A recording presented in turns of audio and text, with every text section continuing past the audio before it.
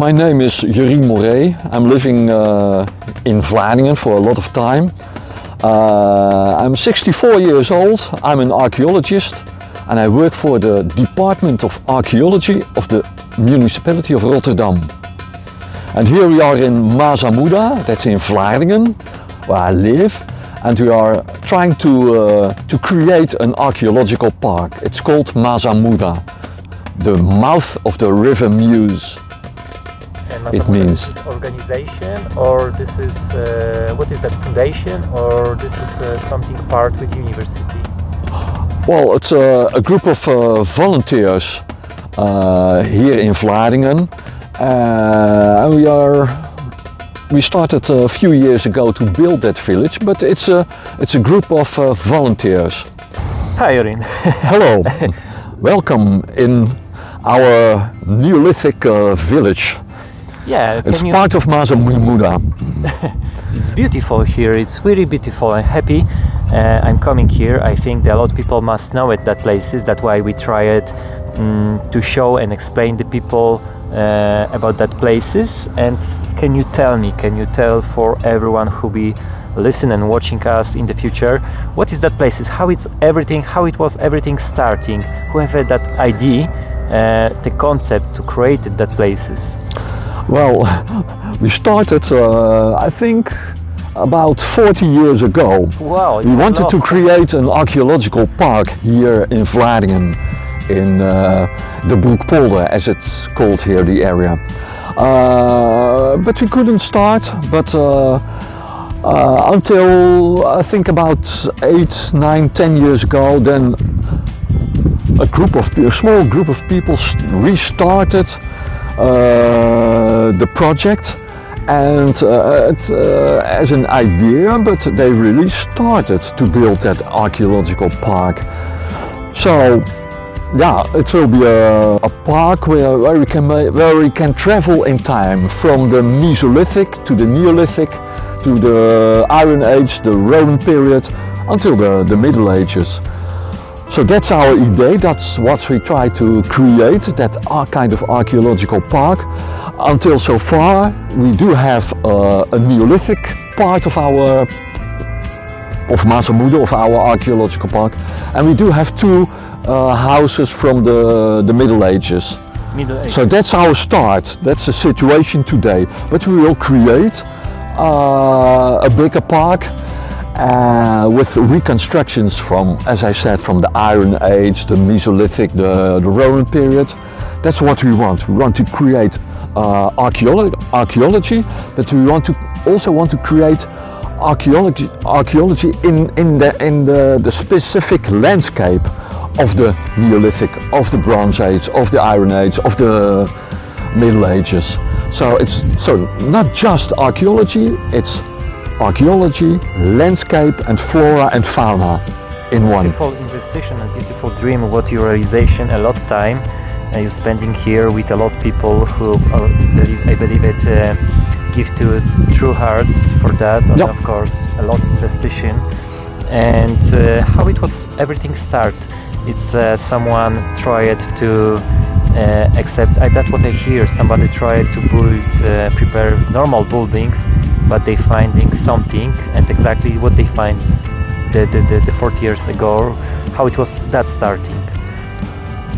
Well, we started 7, 8, 9 years ago, making a plan. Of course. So we just didn't start building now. First we had to create a plan. Mm-hmm. What do we want? What do we want to build? How do we want to form our landscapes? That's one. But you also have to organize the financial part of it. Yes. Now it's volunteers, but in the future it will be a kind of professional organization. So that's in our plans. But at this moment it's all volunteers. All volunteers. So, And what university exactly representation that places? Well, it's not yeah, we do have a relation with the University of Leiden. Yes. There's a group of, they organize all kinds of experiments, archaeological experiments. And that group of experimental archaeologists, that's our relations with Leiden. We do use their help, the farms, creating the landscape.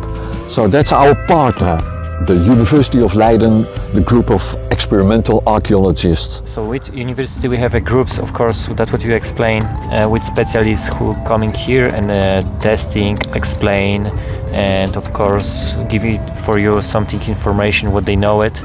And so this is the first part, what you have the groups and places what help to rebuild and build for something bigger that places. And something another places, did you have something dotation, sponsors what help with investing for that everything, because it's a lot also cash, not only voluntarily for free. Yeah. Well, I know nothing about the financial part of it, but what I can tell is it's Vlaardingen, the city of Vlaardingen we are in. It's the Broekpolder, and it's owned by the local government, by Vlaardingen, but we can use several hectares of that Broekpolder. So that's also kind of sponsoring the project. And did you must also pay for that, or this is no, for free? No, it's for free. So that's a big sponsor. Yes, yeah. yes. Yeah. A second sponsor is again the local government, but also the provincial government, because we are creating this archaeological park in an area that's with polluted subsoil. So we have to cover that subsoil with clean soil. So when covering that polluted underground subsoil, we are creating the forms, the morphology of our landscape. So with the covering of that polluted soil, we are creating rivers. We are creating the levees of it. We are. It's a very big investigation. How we want to create it. It's in my observation, in that what I hear, I see in the future something, a big village, maybe in the town, what is created with that smaller, with the first houses. But of course, it's a lot. Energy, a lot cash, and a lot another help with a lot people and organization who really help for you. So we have government, we have university, we have voluntary people, we have a lot specialists with a lot section, and of course we have also people from Poland. So this is another organization who coming here, and how it was start work with that organization. With the Polish people from Kolowrat. Yes, Kolowrat. Yeah, the Kolowrat people.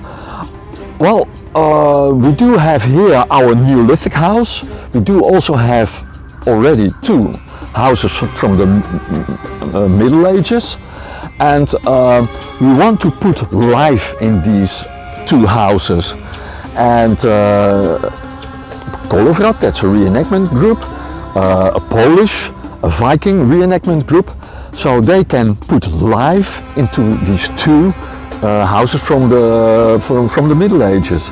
So they can live in it, they can exercise their sword fighting, but they can use our houses to sleep in, to make their food in, they really bring life into these 2 houses. And that's what we like. We want to show the public how was life like in the Middle Ages or in the Neolithic here.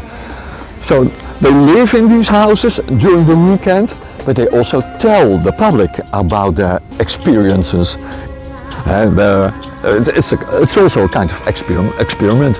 And what think about that plan, your family, your friends, when you start to when you start, and now what it's they when you're starting, your friends, your family say it, no, sorry, but it's no sense, it's a big plan or something like that, or maybe you have a lot of people who told you this is excellent, we help you, and you always can coming to us, and we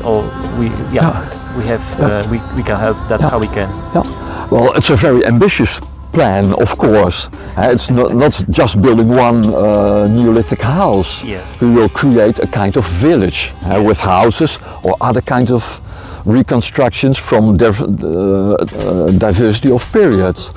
Most of them are enthusiastic, they are stimulating, but it's true, it costs a lot of spare time to be a volunteer in this archaeological park. It's a lot of time I'm spending, and I'm always telling people never start building an archaeological park. But I tell it with a smile. It costs a lot of time, but it's nice to work here, and it's nice to work, especially with this beautiful weather outside, with nice people. So it's not only constructing an archaeological park, it's also working outside with nice people in a social, very nice environment. And when people coming and see it, that everything, what is usually opinion? They was shocked. It's happened because you have a lot of people with voluntarity, so that means the people when see it that they also want to help for you, they also give it something, maybe private cash with dotation. We do have a group of volunteers. It grows, the group of volunteers. And how many people now? It's minimum. Maybe we do have between 20 and 40 volunteers, but nice. It's a group of 20 people. When I look at a Sunday, last Sunday, or the Sunday before, there were 20 people working or were active in the park in Masamuda. About 8 here, but 12 in the Middle Ages. Mm-hmm. So it's an enthusiastic group. It's a nice group of people. Yeah, that's true. Yeah. But did you have also opened the account for the private people who want to also give it to dotation for that places? If they want to give money to the something like the crowdfunding accept action, when the people can putting the cash with the private and help for the for everything. Well, people can visit our park on Sundays between 12 and 4, but we are here at 10 and we leave at 5, 6 o'clock. So people can visit that park on Sunday between 11 and 5. If they want, they can give a donation, but we don't ask money as an entrance fee. So they not must buy the tickets here? Not at this moment. Not this moment. Yeah. But what we want is that people visit on Sundays our park. We will tell our story, the story of the archaeology of the Rotterdam region area. But we also want that school children come to visit our park. That's our main goal. That's our educational goal. We want school classes visiting our project here to learn about their history, to learn about their past. Passive, just by looking at it, but we want to have them active. Mm-hmm. We want to have them to make fire. Maybe they can help us building houses in future. We want to making fire. We want to have them in our canoes, traveling through our area. This is everything. I think it's motivation and inspiration also for the kids, and learn how the people live in the past. And can you explain a little bit what is the past in that places in a lot of years ago? How it was everything starting, the people who living here, that's what I hear, they're living, the people except from the Roman Empire and also from Friesland, and they they created in the first the village that what you find it in the Torf and other places, and that how you can do it the next steps and rebuild and start reconstruction that old places. And can you explain how it was starting in the past? What we have the places here, who live here, and what genre or what maybe something groups, what nation? Oh, that's really small. What we reconstruct in Masamuda, in our archaeological park, we start with the Mesolithic. That's hunter-gatherers. So that's we start. We will create a small camp of hunter-gatherers. Okay, then around 5000 BC, the first farmers arrived in the Netherlands. And then in the following centuries or in the following thousands of years, the hunter-gatherers in the rest of the Netherlands, but they became farmers. So here we are sitting near our Neolithic house, and we will build more Neolithic houses. So that's our second group. The hunter-gatherers, the farmers from the Neolithic. Then we will reconstruct houses from the farmers of the Iron Age. We will skip the Bronze Age, but we will build maybe a small village of the Iron Age farmers. They lived in the Western Netherlands. They lived in the wetlands.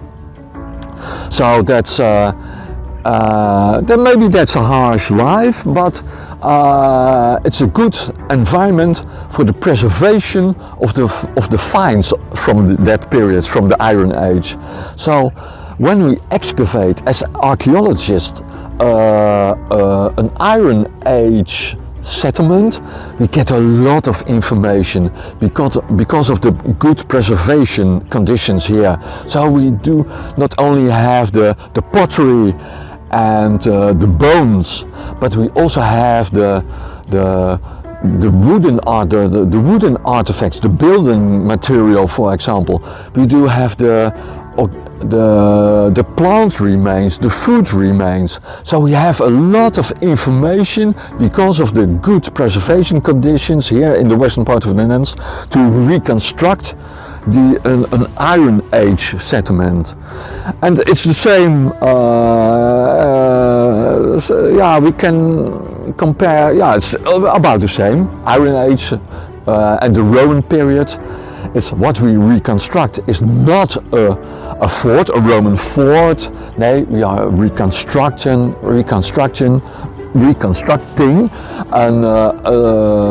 a farmstead from the Roman period, but not the Romans, but the local people living here in this part of the Netherlands during the Roman occupation. So maybe we do have a name for that tribe, the Cananefaten. Oh. Yeah. Okay. That's the Roman period that ends here in the Western Netherlands about 270 after Christ. It's the western part of the Netherlands. It became too wet to live here in this part of the Netherlands. So it ends at 270, the Roman period, and the people start living again in this area in the 8th century, 9th, 10th century, the Middle Ages. But between 270 and the 7th century, there's no people living here in this area. Okay, it started again around 700. For example, here in Vlaardingen, in the beginning of the 8th century, people built already a church. That's a very early church in this part of the Netherlands. A church with a settlement called Vlaardingen.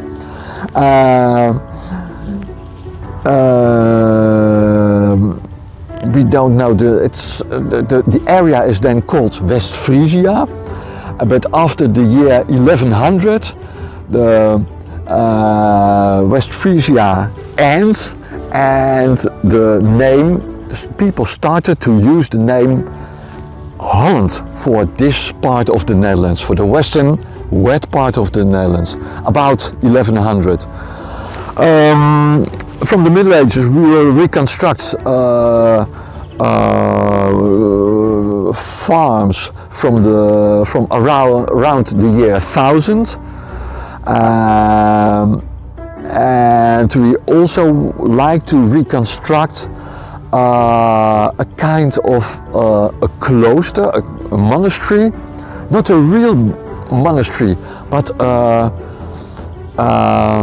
a settlement related to a monastery, organized by that monastery. It's called an uithof, and from that settlement, from that uithof, people started to reclaim the marshy areas in this part of the Netherlands. They started to reclaim the area by digging small canals to drain the area, so they could use the area, they could live there, they could use it as an agricultural area. So that's done by that uithof, by that settlement related to that monastery. It's a monastery in Belgium. Oh. So, and they had that monastery had several settlements, several uithoven in this part of the Netherlands. We will reconstruct that settlement, that uithof. That's a church, a wooden church. In here, that place is? It's from Hellevoetsluis. Oh. It's 30 kilometers from here. We will reconstruct that uithof. It's a church with a lot of graves around it, and it's also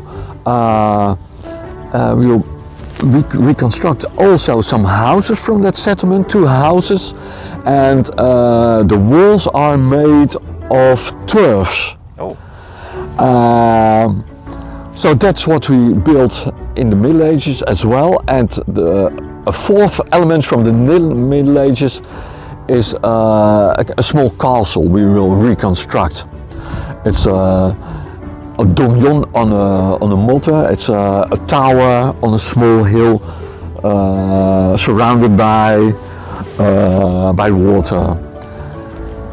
Mm-hmm. So that's what we will create in our village. So from the Mesolithic to the small castle, the tower castle from the Middle Ages, from the 13th century.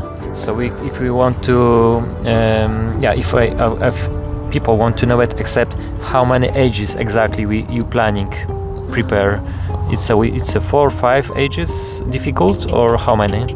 The ages, it's Neolithic, it's Mesolithic, it's Iron Age, it's Roman period, and it's Middle Ages. So it's 5 periods we will reconstruct. And minimum 5 buildings with thematic, of course, and who be opened for the tourists, for the people, for the scientists, and that how you rebuild, how it was start reconstruction, that old buildings.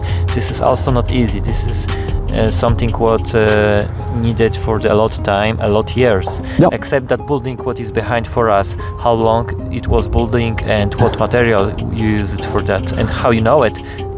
You can use it and that materials, and this is something 1-to-1 to original. Well, it's a Neolithic house. Yes. It's original. It's dated about 3000 BC. It's built as an experiment. So it was an experiment of the group in Leiden, the Leiden University. They worked on it, and our volunteers worked on it. It's an experiment. So we didn't use Plan architectonic. Yeah, we didn't use axes from iron, but we used flint axes. We used reconstructed tools from the Neolithic to build this house. We use natural materials. It's wood, it's clay, it's reed to cover the roof, and it's and rope made of natural fibers. So, and we also used skin from horse to create that building. But it's an experiment. It's built as an experiment. So you consultate with specialists before you do it that? Yeah, it's the group in Leiden, Yes. experts who organized the building of But only of the house. with the Leiden, but only with Leiden, but maybe also with something another country if you want. No, not in to another see the country. No, difference opinion. people from Leiden, and they have a lot of experience with experimental archaeology. Now, maybe they are the group of university.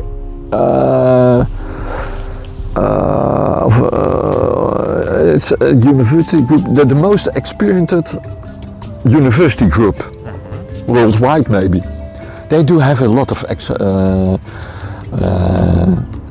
So you told me you use the wood. What exactly wood you use it? The people from Poland told me you exactly checking how many meters have the original in your maybe imagination. Maybe it's with that what you find with the archaeologist places, and you try to find exactly that same the wood in something another places.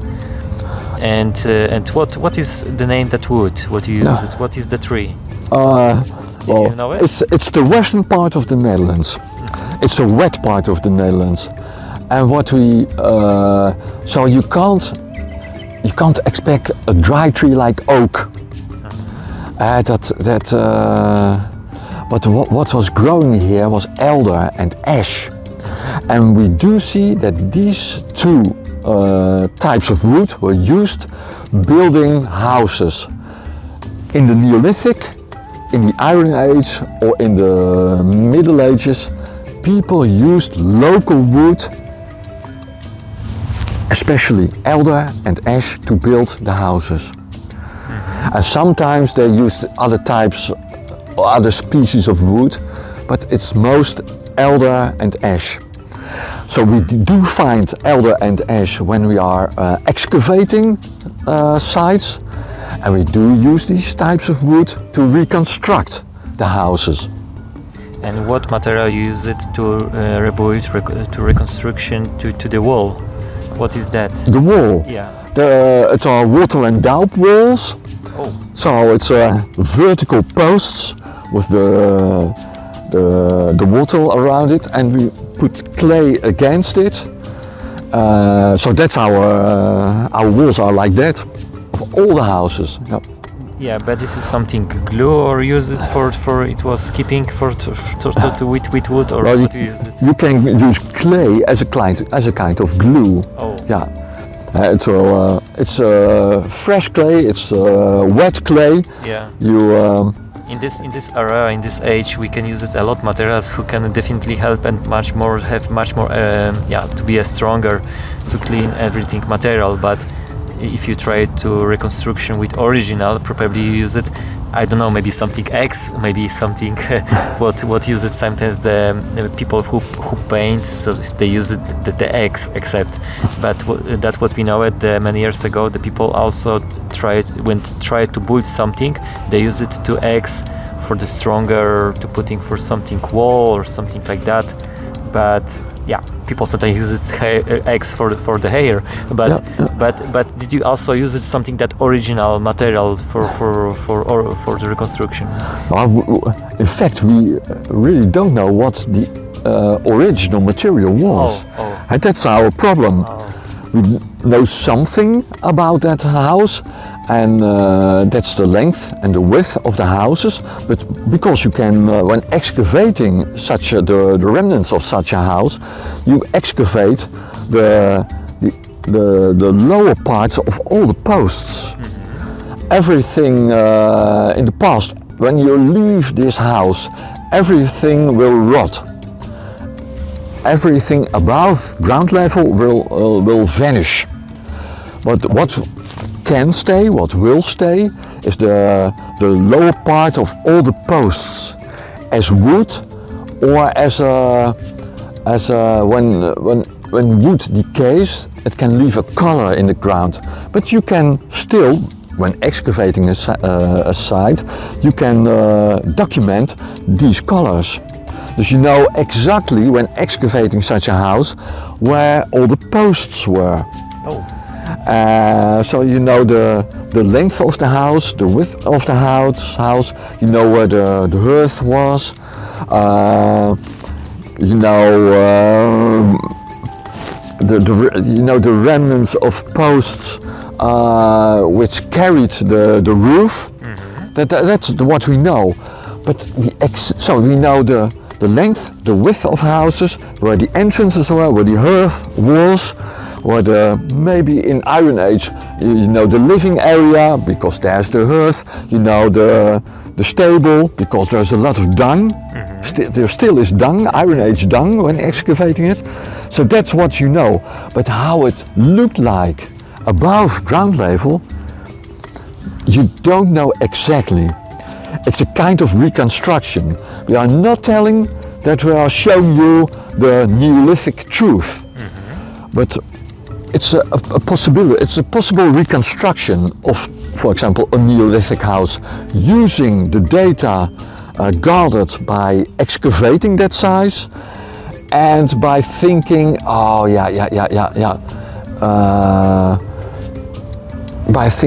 it could be like that because of this and this and this. For example, we don't know the covering of the roof.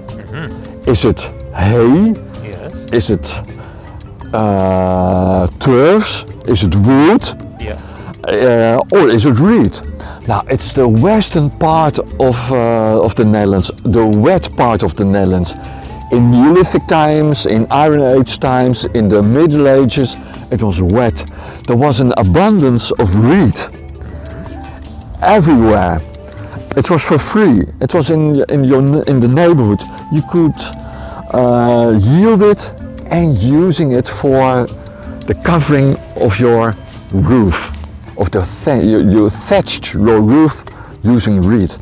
We don't know sure, but yeah, it must be. Yeah, it must be sure. It must be. So this is not hypothek. This is much more this, or this is much more something when you have the proof with something places. When you have the you can say it. We have the proof. We find that with archaeologists. Yeah, it's an experiment. So it still is an experiment. But some of our experiments they work in practice, and some not. We cannot back to the past and ask the people how they prepare everything, because of course not everything it was the archivist in the book, and they don't have a camera and a smartphone to recording that. But for example, imagination. The house behind us, it's built from elder and ash wood, covered by reed. That are not the best building materials. Oak wood is far more better, but there were no oaks here in this wet part of the Netherlands in Neolithic times. So a kind of experiment is how long can we use this house before it decays? Yeah. Is it 5 years? Is it 10 years? Is it 15 years? That's also a kind of experiment.